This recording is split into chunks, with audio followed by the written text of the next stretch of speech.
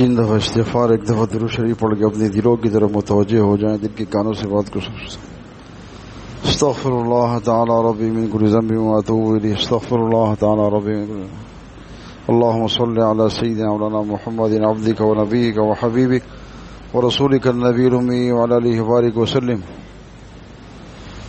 الله أكبر كبيرا والحمد لله كثيرا وسبحان الله بكرة وأصيلا. سبحانك لا علم لنا إلا ما علمتنا إنك أنت العليم الحكيم. رب اشرح لي صدري ويسر لي أمري واحلل عقدة من لساني يفقهوا قولي. رب زدني علما وارزقني فهما، رب زدني علما وارزقني فهما. أما بعد فأعوذ بالله من الشيطان الرجيم. بسم الله الرحمن الرحيم. ألا إن أولياء الله لا خوف عليهم ولا هم يحزنون الذين آمنوا وكانوا يتقون لهم البشرى في الحياة الدنيا وفي الآخرة لا تبديل لكلمات الله ذلك هو الفوز العظيم. قال رسول الله صلى الله عليه وسلم في معنى الحديث: اتقوا فراسة المؤمن فإنه ينظر بنور الله، أو كما قال عليه الصلاة والسلام. صدق الله وصدق رسوله النبي الكريم، ونحن على ذلك لمن الشاهدين والشاكرين، والحمد لله رب العالمین. میرے محترم دوستوں اور بھائیوں، اللہ تبارک و تعالی نے انسان کو اس دنیا کے اندر ایک مقصد کے لیے بھیجا ہے. وہ مقصد اللہ کی یاد اور بندگی ہے. اب جو بھی انسان اس دنیا کے اندر رہتے ہوئے اپنے اس مقصد کے اوپر چلتا ہے، یعنی اللہ تبارک و تعالی کے احکامات کی تعمیل کرتا ہے اور حضور صلی اللہ علیہ وسلم کی سیرت اور حضور صلی اللہ علیہ وسلم کی صورت کو اختیار کرتا ہے، اللہ تبارک و تعالی ایسے انسان کو کامیاب فرماتے ہیں. کامیابی جس چیز سے ملتی ہے اس کو ایمان اور تقوی کہتے ہیں. ایمان کی ترقی تقوی سے ہوتی ہے اور تقوی حاصل ہوتا ہے اللہ والوں کی صحبت سے.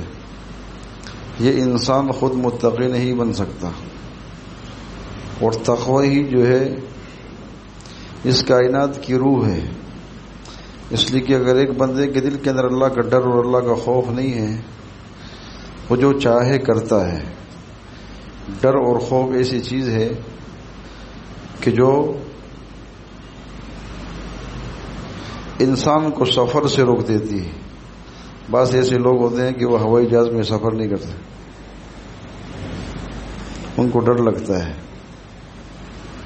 اور بعض بچوں کو اگر آپ بچوں کو کسی کام سے روکنا چاہتے ہو تو ان کے دل کے اندر بھی ڈر پیدا کرتے ہیں. ان کو ایسی بات کرتے ہیں کہ یہ چیز تمہیں کاٹ لے گی، تمہیں نقصان پہنچائے گی، تو اس کو ڈراتے ہو.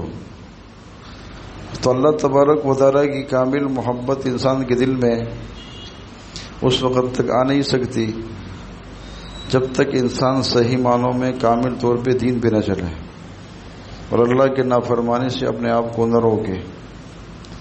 اس لیے حضرت تھانوی رحمۃ اللہ علیہ فرماتے ہیں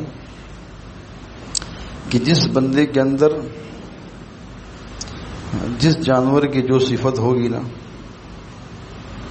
اس کی شکل عالم تمثیل میں ویسے ہی ہوگی. ہمارے اگر ایک انسان ہے، ایک بندہ ہے، اس کے اندر حرص کی صفت ہے، وہ حریص ہے. کیا ہے؟ اس کو حرص ہے ہر چیز پہ. تو فرمایا کہ اس کی مثال، اس کی شکل عالم تمثیل میں کتے کی طرح ہوگی. اور فرمایا کہ عالم ہے لیکن وہ بے عمل ہے، اپنے علم پہ عمل نہیں کرتا، اس کی مثال گدھے کی طرح ہے. اس کی شکل کیا ہے؟ یعنی وہ گدھے کی طرح. اور فرمایا کہ اسی طرح ایک شخص ہے، وہ بلا وجہ لوگوں کو تکلیف پہنچاتا ہے، ان کے دل کو تکلیف پہنچاتا ہے، ان کے دلوں کو توڑتا ہے. فرمایا یہ بچھو کی طرح ہے. کس کی طرح؟ یہ بچھو کی طرح ہے. تو یہ انسان جس طرح حضرت لاہوری رحمۃ اللہ علیہ ایک پلیٹ فارم پہ جا رہے تھے، ایک مجذوب ان کو ملے، اللہ والے ملے، تو انہوں نے کہا کہ احمد علی انسان کہاں بستے ہیں؟ تو حضرت لاہوری رحمۃ اللہ نے فرمایا کہ یہ پلیٹ فارم بری ہوئی ہے، یہ سڑک اور روڈ بری ہوئی ہے، سارے انسان ہی ہے۔ حضرت لاہوری رحمۃ اللہ فرماتے ہیں کہ اس شخص نے ایک توجہ ڈالی اور اپنی ٹوپی میرے سر پہ رکھی تو میں نے دیکھا کوئی بندر، کوئی خنزیر، کوئی سور، کوئی کیا، انسان کی شکل میں کوئی تھا، باقی سارے جانور پھر رہے تھے۔ تو حضرت پھر درس قرآن دیا کرتے تھے، فرمایا کرتے تھے مالک تو ہے وہ سب کے، پر بندہ ان کا کون؟ ہزاروں میں نہیں لاکھوں میں دیکھ ہے کوئی ان کا بندہ۔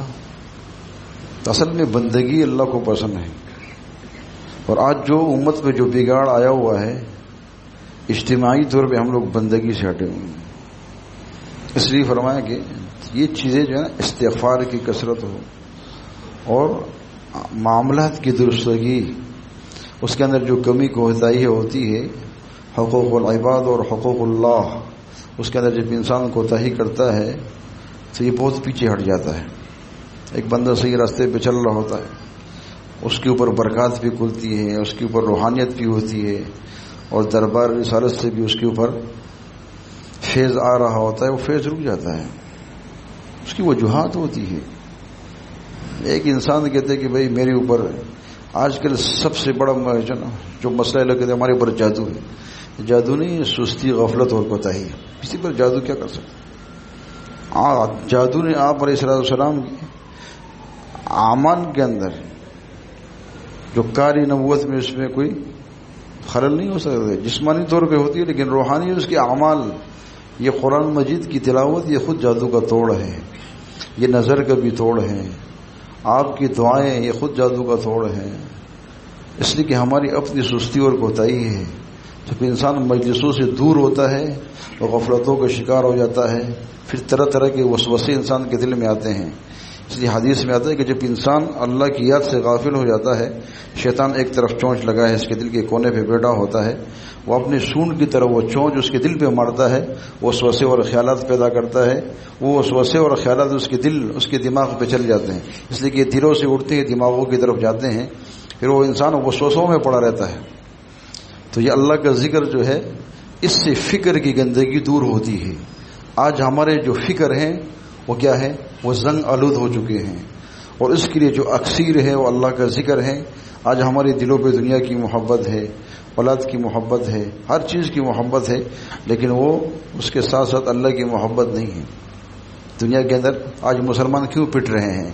اس کی وجہ یہ ہے کہ ہم لوگ دین سے دور ہو گئے، دین سے بیزار ہو گئے۔ آج ہمارے نوجوان دین سے بیزار ہیں، اس کی وجہ یہ ہے کہ علماء کی صحبتوں سے دور ہیں، اللہ والوں کی صحبتوں سے دور ہیں، جہاں سے دل کو رنگ جاتا ہے، جہاں سے دل کی صفائی ہوتی ہے، جہاں دلوں پر اللہ کی محبت کا رنگ چڑھایا جاتا ہے اور اللہ کی معرفت کا رنگ چڑھایا جاتا ہے، تو انسان اس مجلسوں سے دور ہوگا اور وہ ایسے ماحول کے اندر جائے گا جہاں صرف دنیا کی باتیں ہوتی ہے، اور ان کے اٹھنے بیٹھنے دیکھنے میں، مشاہدے کے اندر، اسی طرح گفتگو کے اندر اگر دنیا ہی غالب ہوگی تو دین کے اندر، پھر دل کے اندر دنیا ہوگی، اللہ کا نام نہیں ہوگا۔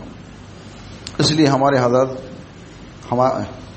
حضرات مشائخ فرماتے ہیں کہ کچھ وقت خاص کر لیا کرو اللہ کے لیے، اللہ کے ذکر کے لیے کچھ وقت خاص کر لیا کرو۔ حالانکہ مولانا الیاس رحمۃ اللہ علیہ بڑے آدمی تھے، ان کے پاس بڑا پیسہ تھا، سب چیزیں انہوں نے چھوڑی، اور اللہ سے تعلق ایسا نہیں ملتا۔ دنیا کے اندر اسباب، جب تک انسان کے اوپر آزمائش نہیں آتی یہ انسان اللہ سے جڑ ہی نہیں سکتا۔ جتنے بھی انبیاء علیہ الصلوۃ والسلام ہیں یہ مجاہدے کے راستے سے گزرے ہیں، یہ آزمائشوں کے راستے سے گزرے ہیں، پھر اللہ تک اللہ کی محبت اور معرفت نصیب ہوئی ہے۔ اللہ کی معرفت تو ان کی وجہ سے ہے، لیکن جو تعلق مع اللہ کے اندر جو دیکھو جب آپ علیہ السلام کے اوپر وحی منقطع ہوئی تو آپ کیا فرماتے ہیں کہ قبض کی حالت میں کیا کی انسان کی کیا حالت ہوتی ہے، اور جب انسان کے اوپر بس کی حالت ہوتی ہے، سب چیزیں آزمائشوں کے اندر بھی انسان کا دل فرحت محسوس کرتا ہے، خوشی محسوس کرتا ہے، ایک گونا اس کے اندر ایک سرور اس کو نصیب ہوتا ہے، اور جہاں قبض کی حالت ہو جاتی ہے تو انسان کیا ہو جاتا ہے، سب چیزوں کے ہوتے ہوئے بھی اس کا دل مرجھایا ہوتا ہے۔ تو اس لیے مولانا الیاس رحمۃ اللہ نے ساری چیزیں چھوڑی، اور یہاں تک کہ دین کی محنت جو ہے نا یہ ہر ایک کو نصیب بھی نہیں ہوتی، بڑی قربانی مانگتی، اس کے لیے سب کچھ لگانا پڑتا ہے۔ تو انہوں نے اپنے آبا اور اجداد کی وہ تمام جائیدادیں چھوڑی۔ لوگوں نے کہا عدالت چلے جاؤ، گا ہمیں ان سے کیا ضرورت ہے، اور پھر ایسی محنت کی کہ ان کے پاس جو بچے پڑھتے تھے کھانے پینے کی اشیاء ختم ہو گئی۔ اس زمانے میں ایک درخت ہوتا تھا گولر کا درخت، اس کے پتے اور اس کے پل یعنی وہ کانٹوں نما، وہ ان کے کھانے کی وہ خوراک بنی۔ اس زمانے کے ایک بڑے عالم کہا کہ حضرت کے مرکز میں جاتے ہیں نظام الدین بنگلی والی مسجد میں جاتے ہیں، وہاں کھانا اچھا ملے گا۔ جب وہ آئے تو سحری کے وقت رمضان کا مہینہ، اس کے اندر بھی کیا گولر کا یعنی وہ پتے، اس درخت کے پتے، اس کا پل جو بکریاں کھاتی ہے، انسان نہیں کھاتے۔ صبح سحری کے اندر اس نے کہا شام میں کوئی افطاری میں دیکھا تو وہی گولر ہے، تو اس نے کہا بھائی گولر سے کہا ہماری زندگی تو گولر بھی گزر رہی، اس میں گزر رہی ہے، گولر بھی گزر رہی۔ جب جماعتیں آتی تو وہی چیز جو بنی ہوئی ہے وہ خود کھاتے اپنے بچوں کو کھلاتے ہیں۔ اور ایک دفعہ کچھ سالن بنا ہوا تھا، جماعت سے جب ہو رہے گے تو اپنے گھر والوں کو، ایک ہی بیٹا تھا ان کا مولانا یوسف صاحب رحمۃ اللہ علیہ، یعنی ایک کمرہ تھا اس کے اندر دروازہ بھی نہیں تھا، پردہ تھا، پردے کے اندر اس پلیٹ کو کیا کہ بھائی آپ دونوں کھا لو۔ جیسے کہ ان کی گھر والی اور بچے نے ہاتھ دھویا، کھانے پہ بیٹھے، پیچھے سے دوسرے مہمان آ گئے تو کہا کہ وہ کھانا واپس کرو۔ کیا کرو؟ کھانا واپس کرو۔ ابھی ہاتھ دھلے ہوئے ہیں اور نوالا توڑا ہے، پلیٹ میں رکھا ہے، منہ تک نہیں کیا کہ کھانا واپس کرو۔ ہم لوگ کر سکتے ہیں ایسی قربانی، ہم لوگ نہیں دے سکتے۔ اس زمانے پہ اللہ نے، اس زمانے کے اوپر، جس زمانے کے اندر ہم ہیں، اللہ پاک نے ہمارے ساتھ عافیت کا معاملہ فرمایا۔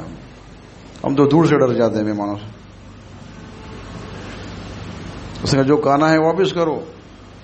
اب وہ بچہ ہے مولانا یوسف اور ہم چھوٹے تھے، وہ رونے لگے، کہا آپ ہمارا کھانا اٹھا کے ان کو دے رہے ہیں۔ جب اندر سے رونے کی آواز آئی تو مولانا الیاس رحمۃ اللہ نے کہا کہ ابھی ذرا رکو، میں اندر جاتا ہوں۔ اندر جا کے مصلی پہ بیٹھے اور 10-15 منٹ اللہ کے ساتھ ایسا تعلق اور ایسا اللہ سے مانگا۔ جب واپس آئے تو اس نے کہا اب اس گھر پہ کبھی کہا کہ موت تک اس در، قیامت تک ادھر، اس نے کہا اب فاقہ نہیں آئے گا۔ ہم نے اللہ سے بات منوا لی، اللہ سے بات منوا لیا کرو۔ یہ تعلق مع اللہ ہے، انسان کو پلیٹوں پہ نہیں ملتا، یہ چوراہوں پہ نہیں ملتا، یہ ہوٹلوں پہ نہیں ملتا، یہ اللہ کی محبت ہے۔ ہمارے مشائخ نے قربانیاں دی، ایسے ان کے سینوں سے فیض جاری نہیں ہوا۔ آج تو ہمارے دل جو ہے بغض سے بھرے ہوئے ہیں، حسدوں سے بھرے ہوئے ہیں، کینے سے بھرے ہوئے ہیں، دنیا کی محبتوں سے بھرے ہوئے ہیں۔ اس زبان سے جب ہم بات کریں گے تو ہمارے زبانوں سے خیر نہیں پھیلے گا، شر پھیلے گا۔ دلوں کے اندر اللہ کی محبت ہونی چاہیے۔ آج ہمارے دل عداوتوں سے نہیں بھرے۔ اللہ کی معرفت انسان کو ایسے ملتی۔ حضرت شبلی رحمۃ اللہ علیہ نے حسن گورنری چھوڑی، کہ جنید بغدادی رحمۃ اللہ علیہ کے قدموں میں بیٹھے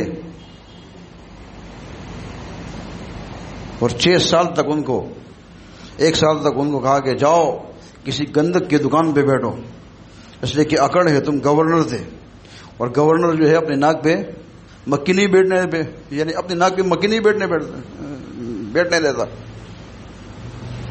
جب وہ گندک کی دکان پہ بیٹھے تو اس کی کیسی بو ہوتی ہے، گندک پیچھے کیا گگڑ، اس کی بو کیسی ہوتی ہے۔ تو 1 سال تک ان کو وہ سنگایا۔ جب سال پورے ہوئے تو آئے حضرت کے پاس، حضرت میرا سال پورا ہو گیا۔ اس نے کہا تم نے تو اپنے سال کے دن گنے ہیں، تم نے حکم کہاں پورا کیا، ہم تمہیں بلاتے۔ پھر دوبارہ گئے، پھر دوبارہ 1 سال لگایا۔ اب 1 سال سے 1 مہینہ اوپر ہو گیا۔ پھر حضرت نے کہا اب تمہارا سال پورا ہو گیا، جاؤ یہاں کہ بھائی تم نے لوگوں کے حقوق مارے ہوں گے، جاؤ سب کے نام لکھو۔ گورنری کے اندر کسی پہ ظلم کیا ہوگا اور سب کے نام لکھوائے۔ 6 مہینے تک تو وہ لکھتا رہا کہ میں کہاں کہاں رہا، کن کن کے ساتھ میں نے زیادتیاں کی۔ کہ جا کے سب سے معافی مانگو، معاملات درست کرو، اور کہا کہ جہاں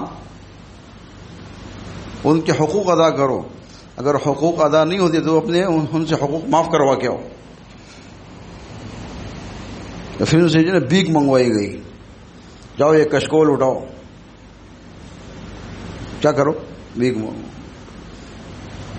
اب ایک گورنر جو کسی شہر کا حاکم رہو، اس شہر کے اندر وہ بھیک مانگ رہا ہو، اپنی ذات کے لیے نہیں، کہا کیا ہے؟ کسی اللہ والے کا حکم ہے کہ اندر کی میں مٹ جائے، نفس مٹ جائے۔ یہ جو ہم کہتے ہیں نا داتا دربار، علی حجویری رحمۃ اللہ علیہ، ان کے شیخ نے بھی ان کو کہا، جب یہ افغانستان سے آ رہے تھے، ان کو کہا کہ جا کے بھیک مانگو، اور کہا کہ وہ بھیک جو ہے وہ خود نہیں کھانا، وہاں کے لوگوں کو کھلانا۔ جب وہ لاہور ہے، لاہور میں ہندوؤں کا راج تھا، وہ بڑے عالم تھے، ہمارے حضرت نے بھیک جو ہے نا، بھیک کے لیے کہا کہ بھائی کیا کرو؟ بھیک مانگو لوگوں سے۔ یہ تو علم کی شان کے خلاف، لیکن حضرت کے حکم کو دیکھا، کیا کیا؟ ان کے حکم کو دیکھا، اور پہلے دن جو بھیک مانگی، مغرب سے پہلے جو لوگ تھے ان کو کھلایا۔ کہا کہ غروب آفتاب سے پہلے کئی سارے ہندو مسلمان ہو گئے۔ اندر اخلاص ہے، اخلاص بولتا ہے۔ مولانا الیاس رحمۃ اللہ کے پاس زبان نہیں تھی، آج کل کے جو خطیب جو فصاحت اور بلاغت ہے وہ چیزیں ان کے پاس نہیں تھی، ان کے دل کا ایک درد تھا۔ کیا تھا؟ دل کا ایک درد تھا، وہ درد کہتا ہے، درد خود بولتا ہے، سینے کا درد بولتا ہے۔ آج تو ہم اپنے لیے روتے ہیں، سارے لوگ اپنے لیے روتے ہیں، اپنے بچوں کے لیے روتے ہیں۔ اللہ کے لیے رونے والے بنو، کیا کہتے ہیں؟ ہم ایسے لوگ چاہیے جو اللہ کے لیے رونے والے بنو، جو بندے اللہ کے لیے روتے ہیں۔ اس لیے مولانا احسان صاحب فرمایا کرتے تھے کہ تہجد پڑھنے والے بھی بہت ہیں، رونے والے بھی بہت ہیں، لیکن اپنے لیے رونے والے ہیں، اللہ کے لیے رونے والے بنو، امت کے لیے رونے والے بنو۔ اس وقت کیا حال ہے؟ فلسطین کے مظلوم مسلمانوں کی طرف آپ دیکھیں، جو چھوٹے چھوٹے بچے ہیں جن کی گودیں اجڑ گئی ہیں، جن کا کوئی پرسان حال نہیں۔ آج ہماری امت مسلمہ تو اتنی بے حس ہو گئی ہے، ہمارے حکمرانوں کے اندر غیرت نام کی کوئی چیز تو نہیں ہے، اس کے اندر خدا کا خوف نہیں ہے، مخلوق کا خوف ہے۔ جب اغیار کا خوف دل میں ہوگا تو کبھی مسلمان سر اٹھا کے نہیں چلے گا، اور جب دل میں اللہ کا خوف ہوگا یہ سر اٹھا کے چلے گا، اوروں کے سروں کو جھکا کے چلے گا۔ تعداد میں کم ہو لیکن دل کے اندر اللہ کا کیا ہو؟ اللہ کا ڈر اور اللہ کا خوف ہو۔ اس لیے اللہ فرماتے ہیں فلا تخافوهم وخافون ان کنتم مؤمنین، فلا تخشوا الناس واخشونی۔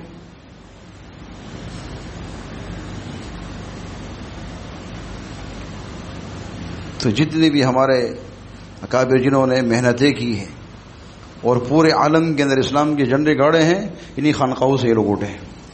اسماعیل ہانیہ کے بارے میں نہیں آیا؟ کیوں کہتے کہ میرے والد صوفی تھے اور میرے گھر کے پاس کہا کہ ہے 1960 کے دہائیے کہا کہ وہاں خانقاہ تھی، خانقاہ چلایا کرتے تھے۔ شیخ مجیل بسانی رحمۃ اللہ علیہ اگر دین اکبری کے خلاف اٹھے ہیں تو انہی سلسلوں سے اٹھے ہیں۔ اگر سید احمد شہید رحمۃ اللہ علیہ اٹھے تو ان خانقاہوں سے اٹھے، شاہ اسماعیل شہید رحمۃ اللہ علیہ اٹھے تو ان خانقاہوں سے اٹھے، محمود غزنوی اٹھے ہیں، خود گئے اپنے بل بوتے پہ لیکن کامیاب ہو کے نہیں آئے، جب تک شیخ ابو الحسن خرقانی کے قدموں میں آئے، انہوں نے اپنے قمیض ان کو دی، کہا کہ حضرت کے پاس آیا، کہا کہ میں نے کئی دفعہ میں نے سومنات کے مندر پہ حملہ کیا لیکن ہمیشہ ناکام ہو کے آیا ہوں، حضرت دعا فرما دے۔ شیخ ابو الحسن خرقانی رحمۃ اللہ اپنی قمیض دی ان کو، کہا جب اب پسو تو یہ قمیض ہاتھ میں اٹھا کے دعا کرنا، یا اللہ میں اس محبت کا واسطہ دیتا ہوں، قمیض میں کیا ہے؟ جس بندے سے آپ کی محبت ہے اور جن کو آپ سے محبت ہے ان کی محبت کا واسطہ دیتا ہوں، یا اللہ مجھے ان ظالموں پہ فتح نصیب فرما۔ جب ایک زوردار حملہ کیا تو سومنات کا مندر فتح کیا کہ نہیں کیا؟ واپس جب آئے تو شیخ ابو الحسن خرقانی رحمۃ اللہ علیہ نے کہا، اس نے کہا کہ حضرت میں تو فاتح بن کر آیا ہوں۔ حضرت نے فرمایا کہ آپ نے ہماری قمیض کی قدر نہیں کی۔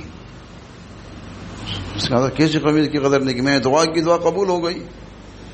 اس نے کہا کہ اس وقت اللہ کی رحمت جوش میں تھی، اگر آپ پورے عالم کی فتح کرنے کی دعا کرتے اللہ آپ کی برکت سے پورے عالم کو فتح کرتے، اگر پورے عالم کی، لیکن کہا کہ اس وقت آپ نے ظرف کے مطابق مانگا، جیسے کہ آپ کے ذہن میں تو یہی تھا، یہی علاقہ تھا، تو اس لیے اللہ کی محبت حاصل کرو. شیخ احمد دربندی رحمۃ اللہ علیہ اگر اٹھے ہیں تو انہیں خانقاہوں سے اٹھے ہیں تاتاری فتنے کے خلاف. اگر ہم دنیا کے اندر نام لینے والے ہیں اللہ اللہ، تو یہ اللہ اللہ کی ضربیں اس نے تاتاری شہزادے کے دل پہ لگائی تھی. ایک ایک دن کے اندر 10-10 لاکھ مسلمان قتل ہوتے تھے عراق کے اندر. کہا کہ شہر خالی کرو، تو اس مسجد کے اندر شیخ احمد دربندی رحمۃ اللہ علیہ اور ان کی ایک خادم خاص ان کے ساتھ تھے. تو جب وہ اپنے لشکر کے ساتھ آیا، اس نے دیکھا، اس نے بھائی یہ علاقہ خالی ہوگا. کہ نہیں، ایک بوڑھا شخص ہے مسجد میں، ایک ضعیف شخص ہے، وہ نہیں جا رہا. کہا کہ اس کو بیڑیوں سے باندھ کے حاضر کرو. جب اس کو حاضر کیا گیا، کہا تم کیوں نہیں گئے؟ اس نے کہا تمہارا شہر تو ہم نے خالی کیا ہے، تو اللہ کا گھر ہے، تو کسی کی ملکیت نہیں. تو اس نے آگے سے کچھ سخت جملے کہے. اس شہزادے نے کہا کہ ہمیں جانتے نہیں، تو اس نے آگے سے ضرب لگائی اللہ. جب ضرب لگائی تو ہاتھ کڑی کھلی. وہ ضرب اس شہزادے کے دل پہ لگی. تو رات کو اس نے کہا چھوڑ دو اس کو، اس مسجد میں اس کو چھوڑ دو.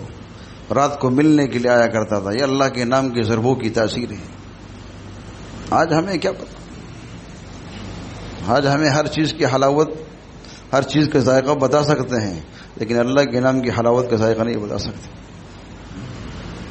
تو رات کو وہ شہزادہ ملنے آتا تھا. کہا کہ مجھے مسلمان کرے. وہ ایمان تو لیا ہے، اس نے کہا کہ اپنے اسلام کو چھپاؤ. ایک وقت آئے گا کہ اللہ تبارک و تعالیٰ یہ سلطنت تمہیں دیں گے، یہ حکومت تمہیں دیں گے، پھر تم اپنے ایمان کو ظاہر کرنا، اپنے اسلام کو ظاہر کرنا. اس نے کہا میرا نمبر آئے گا. اس نے کہا میرے سپیرے تو بہت سارے لوگ ہیں. اس نے کہا نہیں، تمہیں یہ حکومت ملے گی. 30 سال کے بعد اس کو حکومت ملی. شیخ احمد دربندی زمانے میں، یعنی ہو سکتے وہ دنیا میں نہیں رہے، لیکن اس کی وہ جو ضرب تھی، وہ اللہ کے نام کی وہ تاثیر جو اس بندے کی سینے میں منتقل ہوئی، اس کے ذریعے سے آج ہم اور آپ، یہ اللہ کا نام ہمیں نصیب ہے. اس کی برکتیں وہاں سے چلی آ رہی ہے. کبھی اللہ کے نام کے تذکرے کرو بابا. آج کل تو لوگ کہتے ہیں اللہ اللہ میں، اللہ اللہ سے کیا ہوتا ہے؟ حلوہ سے تو بہت کچھ ہوتا ہے، اللہ اللہ سے کچھ نہیں ہوتا. افسوس کی بات.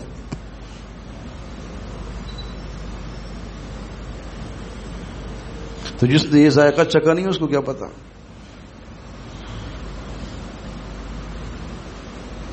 اور جن کو یہ چیزیں نصیب ہیں، تو اس کے بارے میں شاعر کیا کہتا ہے؟ جن کو نصیب ان کی دید ہے، وہ دید قابل دید ہے. ہر شب شب برات، ہر روز روز عید ہے.